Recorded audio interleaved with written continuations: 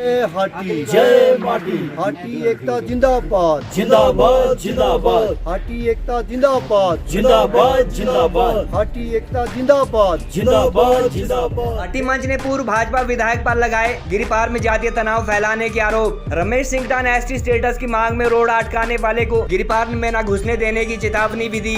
27 अगस्त के बाद आज एक बार फिर ट्रेडिशनल सिरमौरी शस्त्र डांगरा के साथ समिति की शिमला यूनिट ने की पत्रकारों से बातचीत। डॉक्टर सिंघटा ने एक अन्य भाजपा व कांग्रेस नेता पर उनकी नजर होने की भी बात कही।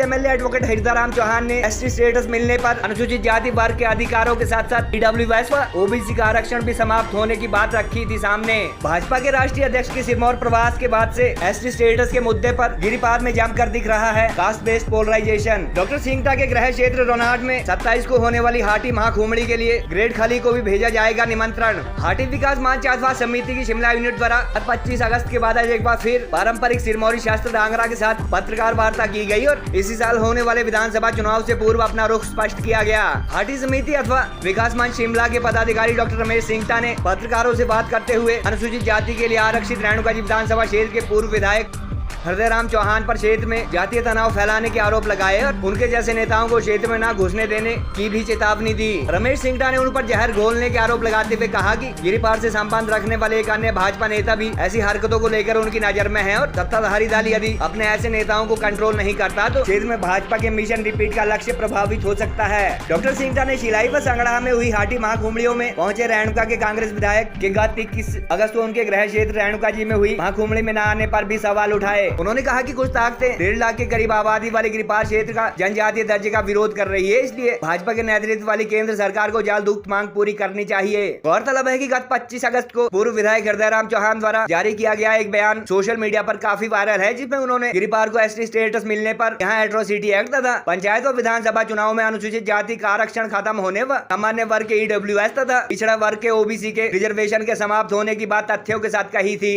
इसके बाद हाटी समिति शिमला यूनिट ने 27 को सिरमौरी लोक संस्कृति का प्रतीक कहे जाने वाले शस्त्र डांगरा के साथ पीसी की थी, जबकि 28 को इसके जवाब में गिरिपार अनुसूचित जाति अधिकार संरक्षण समिति ने हाथ में संविधान की प्रति लेकर पत्रकार वार्ता की थी। गौरतलब है कि गत 20 अगस्त को भाजपा के राष्ट्रीय अध्यक्ष जेपी नड्डा द्वारा सिरमौर प्रवास के दौरान गिरिपार को जल्द एसटी स्टेटस दिए जाने का वादा किए जाने के बाद 21 को जहां हाटी समिति द्वारा रेणुका जी में महाकुंभड़ी की गई थी, वहीं 22 को गिरिपार अनुसूचित जाति समिति द्वारा संगड़ा में महारैली की गई थी, जबकि 23 को क्षत्रिय संगठन व स्वर्ण सभा द्वारा राजगढ़ के बधाऊधार में जिला स्वर्ण महासम्मेलन का आयोजन किया गया था। गत माह से उक्त मुद्दे को लेकर गिरिपार में जबरदस्त जातीय ध्रुवीकरण देखा जा रहा है और सोशल मीडिया पर सवर्ण व दलित वर्ग के लोग धमकी भरे अंदाज में भी एक दूसरे के खिलाफ कमेंट कर रहे हैं। हाटी जो विकास मंच है हमारा शिमला का, उसमें हमारी पूरी टीम हमारे साथ मौजूद है। आज हम ये कहना आपके माध्यम से कहना चाह रहे हैं, जो हाटी का साथ देगा, हाटी भी उसके साथ, हाटी समुदाय पूरे 14 जातियों के लोग 3 लाख लोग उनके साथ खड़े रहेंगे। लेकिन जिस तरीके से आज हमने एक मोर्चा खोला है, रेणुका के पूर्व विधायक हृदयराम जी पहले वो समाज को जोड़ने की बात कहते थे, जब वो विधायक जैसे ही उनकी अपनी विधायकी चली गई या अब वो पेंशन ले रहे हैं तो जनता के पैसे से पेंशन ले रहे हैं। हम आपके माध्यम से ये कहना चाहते हैं कि आप समाज में बेमनस्य ना फैलाइए। हम चेतावनी देना चाहते हैं, अगर वो अपनी इस हरकतों से बाज नहीं आए, हमारा व्यक्तिगत तौर पर उनसे कोई द्वेष नहीं है, लेकिन बीइंग के पूर्व विधायक, अगर वो एक अपने आप में इंस्टीट्यूशन होता है विधायक, अगर वो अपनी हरकतों से बाज नहीं आए, उन्होंने जहर फैलाना ये बंद नहीं किया, तो उनका गिरिपार में घुसना हम बंद कर देंगे। एक और नेता जो बड़े नेता है भाजपा के, वो भी, उनके भी आचरण पर हमारी पूरी पैनी नज़र लगी हुई है, पैनी निगाहें हमारे ऊपर है, उनके ऊपर लगी हुई है। अगर वो भी अपने आचरण में सुधार नहीं करते हैं तो उनका भी हम जो है वो गिरिपार में घुसना उनका बंद कर देंगे, क्योंकि वो भी मिशन रिपीट की जिम्मेवारी उनके कंधों पर है। लेकिन इस तरीके से मिशन रिपीट नहीं होगा।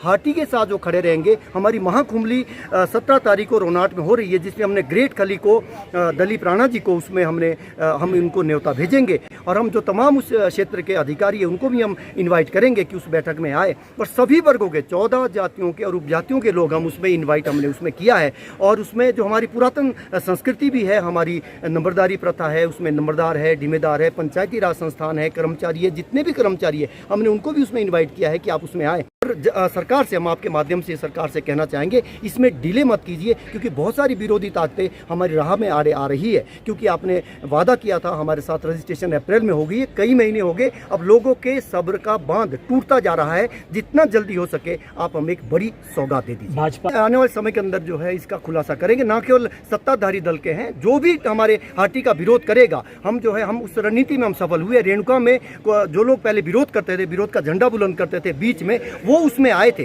तो हमें जो नहीं आए थे वो भी लोगों ने देखा। उसमें रेणुका के मौजूदा विधायक है वो भी नहीं आए थे, उसमें भाजपा के जो कैंडिडेट रहते हैं वहाँ पे जो इलेक्शन लड़ते हैं बलवीर जी, वो भी नहीं आए थे उस दौरान। तो लोग देख रहे अगर ये एक जात के आधार पर इकट्ठे हो जाते हैं, ना इनके लिए सत्ता पक्ष है ना विपक्ष है, केवल लोगों के लिए, लोगों को बांट रहे हैं आप राजनीति की विचारधाराओं पर, और खुद जो है आप जात के आधार पर बटें, ऐसा नहीं चलेगा। नमस्कार, मैं हृदय Ram, advocate, Himachal Pradesh high court. अपना रुख स्पष्ट करना चाहता हूं कि जो सिरमौर को कुछ एरिया जनजातीय घोषित करने की मांग चली है, उसमें 2019 के बाद एक परिवर्तन आया है। वो ये कि सामान्य वर्ग के जो लोग हैं उनके लिए 10% अब आरक्षण हुआ है, जो कि IAS से लेकर के क्लास 4 तक नौकरियों में है और शिक्षण संस्थाओं में भी है। अगर ये जनजातीय क्षेत्र घोषित होता है तो ये 10% आरक्षण उनके लिए खत्म हो जाएगा, जो कि गरीब है, जनरल कैटेगरी के लोग। और OBC के लिए जो 27% अभी आरक्षण है वो भी जनजातीय एरिया घोषित होने पर खत्म हो जाएगा। यही नहीं बल्कि उनके लिए पंचायती राज सिस्टम में जो अभी पंचायत प्रधान, BDC चेयरमैन, जिला परिषद चेयरमैन के लिए आरक्षण है वो भी खत्म हो जाएगा। और गरीबों के लिए जो OBC के गरीब है उनके लिए आरक्षण व्यवस्था खत्म हो जाएगी। और जो अनुसूचित जाति के लोग हैं उनके लिए भी पंचायती राज सिस्टम में आरक्षण व्यवस्था खत्म होगी, और जो उनकी सुरक्षा के लिए एट्रोसिटी प्रिवेंशन एक्ट है वो भी निष्क्रिय हो जाएगा।